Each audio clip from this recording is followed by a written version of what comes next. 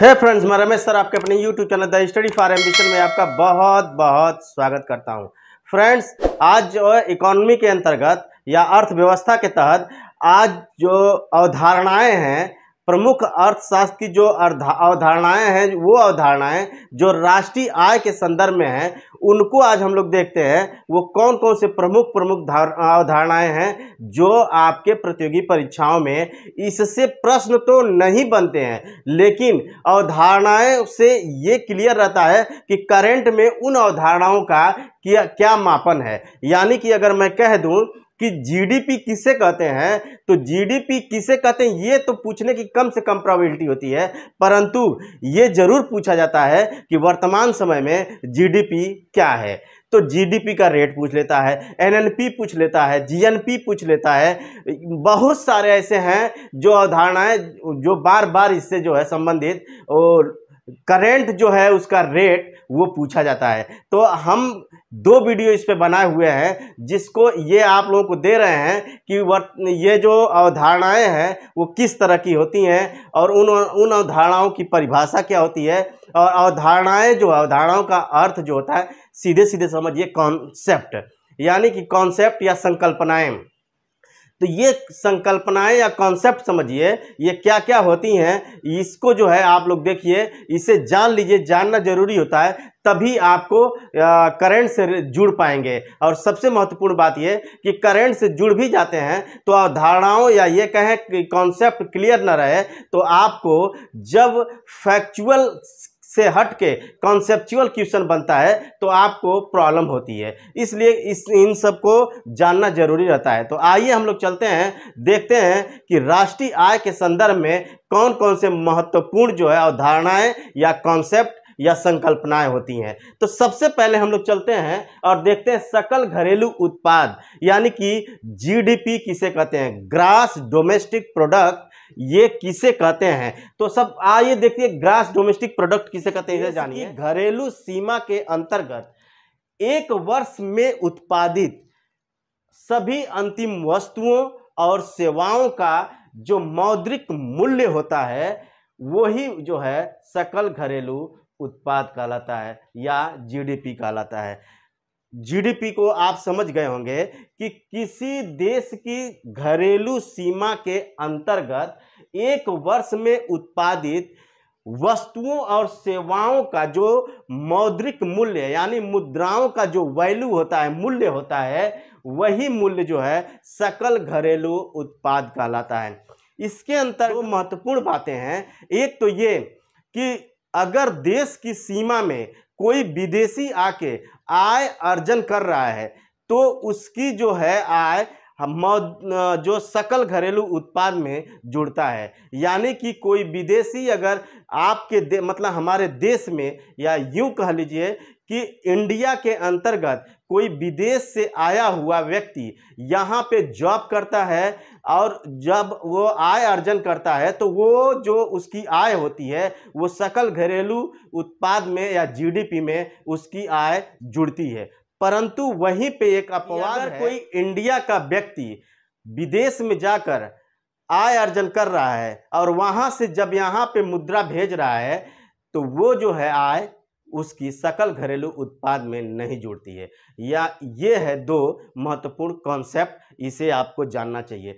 या इसे ये देख लीजिए एक बार। इसके अंतर्गत विदेशियों द्वारा देश में अर्जित आय को शामिल किया जाता है, परंतु विदेशों से भारतीयों द्वारा भेजी गई जो भी आय होती है वो जीडीपी में सम्मिलित नहीं की जाती है। ये है आपका महत्वपूर्ण बात। यहाँ पे ये सम्मिलित नहीं की जाती है और यहाँ पे जो है ये शामिल की जाती है। ये है इंपॉर्टेंट बात। ये आपका सकल घरेलू उत्पाद, ग्रास डोमेस्टिक प्रोडक्ट या जीडीपी है।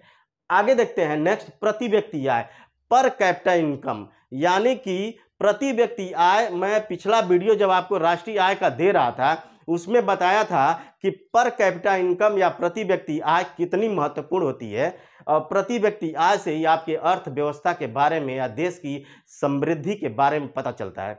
तो प्रति व्यक्ति आय कैसे उसको जानेंगे, तो प्रति व्यक्ति को देखिए, जब कुल राष्ट्रीय आय को जनसंख्या से भाग दे दिया जाए तो वो जो है आपका प्रति व्यक्ति आय निकल आता है। यानी कि अगर कुल आय को, अगर मतलब राष्ट्र की कुल आय को उसकी जनसंख्या से भाग दे दिया जाए तो वहाँ पे जो है आपका पर कैपिटा इनकम प्राप्त होता है।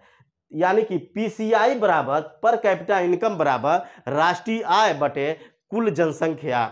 यानी कुल जनसंख्या का मतलब कि संबंधित वर्ष, जो जिस वर्ष की ये पीसीआई निकाला जा रहा है उस वर्ष की ये बताया जा रहा है कि उसकी जनसंख्या कितनी है वो देखा जाता है। यानी राष्ट्रीय आय बटे जनसंख्या यानी संबंधित वर्ष, ये है आपका पीसीआई यानी पर कैपिटा इनकम। आगे चलते हैं, शुद्ध घरेलू उत्पाद को देखते हैं। शुद्ध घरेलू एनडीपी यानी net domestic product. Net domestic product में देखा जाए ये क्या होता है, सकल घरेलू उत्पाद में से जब उत्पादन में प्रयुक्त मशीनों और पूंजी का घिसावट को, उसके ह्रास को घटा दिया जाता है, यानी घिसावट को घटा दिया जाता है, तो वहां पे जो है आपका एनडीपी प्राप्त होता है। एनडीपी को आप जान गए होंगे कि जब जीडीपी जो मतलब सकल घरेलू उत्पाद में से जब उत्पादन में प्रयुक्त जो मशीनें होती हैं उन मशीनों में जो घिसावट होता है उस घिसावट को यानी उसके घिसावट को या ह्रास को जब घटा दिया जाता है तो यही जो है आपका क्या प्राप्त होता है, एनडीपी प्राप्त होता है। एनडीपी यानी नेट डोमेस्टिक प्रोडक्ट, शुद्ध घरेलू उत्पाद। आगे चलिए, तो शुद्ध घरेलू उत्पाद को देख लीजिए। इसका अगर फार्मूला देखा जाए, इसका फार्मूला तो ये था पीसीआई का फार्मूला की राष्ट्रीय आय बटे कुल जनसंख्या। यहाँ पे देखिए शुद्ध घरेलू उत्पाद इक्वल टू होता है सकल घरेलू उत्पाद यानी जीडीपी माइनस मूल्यह्रास। जीडीपी माइनस मूल्यह्रास कर दीजिए तो आपका शुद्ध घरेलू उत्पाद प्राप्त होगा, यानी NDP equal to GDP minus मूल्यह्रास। ये है इसका फार्मूला इसको निकालने का, शुद्ध घरेलू उत्पाद को निकालने का। आगे चलते हैं, शुद्ध राष्ट्रीय उत्पाद देखते हैं कि शुद्ध राष्ट्रीय उत्पाद क्या होता है, यानी NNP net national product. Net national product को देखा जाए तो इसको देखिए क्या है कि सकल राष्ट्रीय उत्पाद यानी कि जीएनपी में से जब उत्पादन में प्रयुक्त मशीनों और पूंजी में घिसावट जो हो उसके ह्रास को घटा दिया जाए तो यहाँ पे जो है एनएनपी प्राप्त होता है। फिर से इसे देखिएगा कि जब जीएनपी में से उत्पादन में प्रयुक्त मशीनों पूंजियों यानी ये पूंजी हो गया, मशीन हो गया, इनमें जो घिसावट हो रहा है या ह्रास हो रहा है उसको घटा दिया जाए तो वहां पे आपको प्राप्त होता है एनएनपी। एनएनपी का फॉर्मूला देख लीजिए। इसका फॉर्मूला यह है कि NNP equal to GNP minus मूल्यह्रास। अब आगे देखते हैं राष्ट्रीय आय। राष्ट्रीय आय को देखा जाए नेशनल इनकम। नेशनल इनकम को देखें तो नेशनल इनकम क्या होता है, यद्यपि मैं इसको पढ़ा चुका हूं लेकिन नेशनल इनकम को आपको थोड़ा अच्छे से फार्मूला के रूप में दे दूं कि साधन लागत यानी फैक्टर कॉस्ट पर शुद्ध राष्ट्रीय आय एनएनपी उत्पादन को ही आपका एनआई कहते हैं। फिर से समझिए, साधन लागत फैक्टर कॉस्ट पर शुद्ध राष्ट्रीय उत्पाद को ही एनआई कहते हैं, नेशनल इनकम कहते हैं। आगे देखिए, प्रचलित कीमतों यानी करेंट जो कीमत है, प्रचलित का मतलब करेंट जो प्राइस है, करेंट प्राइस पर शुद्ध राष्ट्रीय उत्पाद यानी एनएनपी में से अप्रत्यक्ष कर जो होता है इनडायरेक्ट टैक्स को घटा दिया जाए तो और सब्सिडी जोड़ दिया जाए तो वहां पे क्या होता है, एनआई होता है या राष्ट्रीय आय होता है। फिर से इसे देखिए, जो करेंट प्राइस है, करेंट प्राइस पे एनएनपी में से अप्रत्यक्ष कर इनडायरेक्ट टैक्स को घटा दिया जाए और सब्सिडी को जोड़ दिया जाए तो वहां पे एनआई प्राप्त होता है। इसका फॉर्मूला देखिए, एनआई इज इक्वल टू प्रचलित कीमतों पर शुद्ध राष्ट्रीय आय यानी NNP at current price minus अप्रत्यक्ष कर यानी indirect tax plus subsidy. Subsidy को जोड़ दिया जाता है, अप्रत्यक्ष कर को घटा दिया जाता है, उसके बाद जो है आपका एनआई प्राप्त हो जाता है।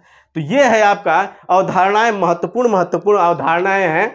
इसके 2 वीडियो बने हुए हैं और ये दोनों वीडियो आप लोगों को मैं प्रोवाइड करूंगा। ये इंपॉर्टेंट होता है, वही बार बार पूछता है कि जीडीपी वर्तमान समय में कितना है। जैसे 2022-23 का जीडीपी कितना है, 2021-22 का जीडीपी कितना है, 20-21 का जीडीपी कितना था, ये जो है जीडीपी पूछ दिया, प्रति व्यक्ति आय पूछ दिया, ये बार बार पूछता है। और जब कॉन्सेप्चुअल क्वेश्चन बनाएगा तो निश्चित जानिए कि आपको या तो फार्मूला पूछ देगा या फिर इसकी परिभाषा से संबंधित आपको जानकारी ले लेगा। तो ये है महत्वपूर्ण आपको अवधारणाएं, और ऐसी अवधारणाएं और भी आपको मैं प्रोवाइड करूंगा। इसे जो है आप लोग बड़े ध्यान से देखिएगा और याद भी कर लीजिएगा। इससे संबंधित जो करंट आपका जैसे जीडीपी हुआ, एनएनपी हुआ, प्रति व्यक्ति आय हुआ, सारे के सारे वर्तमान समय में कितना है, सब कुछ एक वीडियो में उसको बना चुका हूं, उसको मैं दूंगा। तो फ्रेंड्स, आप लोग मेरे वीडियो को देखिए, लाइक शेयर सब्सक्राइब कीजिए, और सबसे बड़ी बात यह है कि आप लोग शेयर जरूर कीजिए ताकि सब तक पहुंचे और सब इसका लाभ उठा कर सकें। बहुत बहुत धन्यवाद।